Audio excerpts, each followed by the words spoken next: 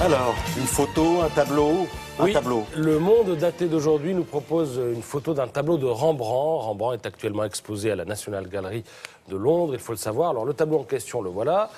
Il s'intitule La conjuration de Claudius Civilis. Il date de 1661. Et à l'époque, c'était une commande qu'avait reçue Rembrandt. Lorsqu'il avait donné le tableau avait été accroché un temps, puis refusé. Alors pourquoi un tel tableau a-t-il été refusé, a-t-il gêné à l'époque? Il faut savoir d'abord que le thème avait tout pour plaire, puisque c'est un hommage à la révolte des Pays-Bas contre l'occupant espagnol. Il avait donc tout pour plaire, mais il avait deux défauts.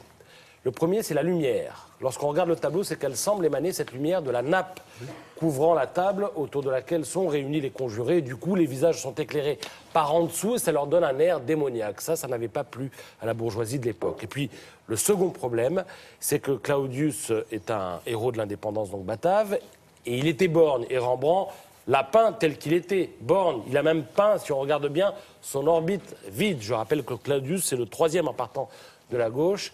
Et du coup, il a insisté un peu trop, et cela a heurté les bourgeois de l'époque. C'est pour ça que ce tableau, dont l'histoire nous est narrée par Le Monde, a été ensuite très rapidement décroché. Il est actuellement exposé à Londres. Il fait 3 mètres sur 2, mais il faut savoir qu'à l'origine, il faisait 5 mètres de longueur. Ce tableau, simplement, il est passé par les mains de quelques vandales qui ont saccagé le tableau. Alors, puisqu'on parle de peinture flamande, je voudrais signaler chez Citadel et Masno cet album splendide qui regroupe 40 chefs-d'œuvre, comme vous ne les avez encore jamais vus, c'est-à-dire qu'à chaque fois, vous avez droit à la reproduction intégrale.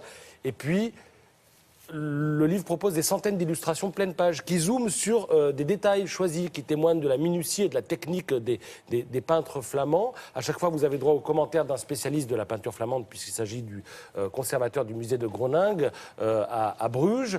Alors, par exemple, si on prend un tableau très connu de la peinture flamande, La Tour de Babel, signé Peter Bruegel l'Ancien, il date de 1563. Là, vous voyez le détail de la ville, Babylone.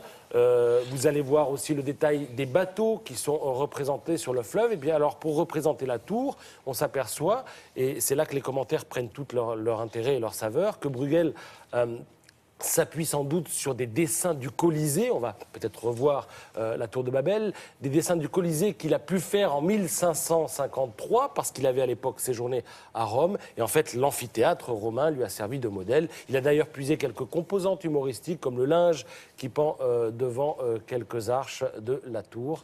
Et voilà, ça, ce sont des images qu'il avait pu capter à Rome et qu'on retrouve dans le tableau. Donc tous les tableaux nous sont ainsi exposés dans ce livre publié par les éditions Citadel et Masno. Merci beaucoup, Patrice. À très très bientôt. Demain, d'ailleurs, demain dans Télématin, puisque nous sommes là. Pour une spéciale photo, tiens. Absolument, voilà. Avec grand plaisir. On va poursuivre.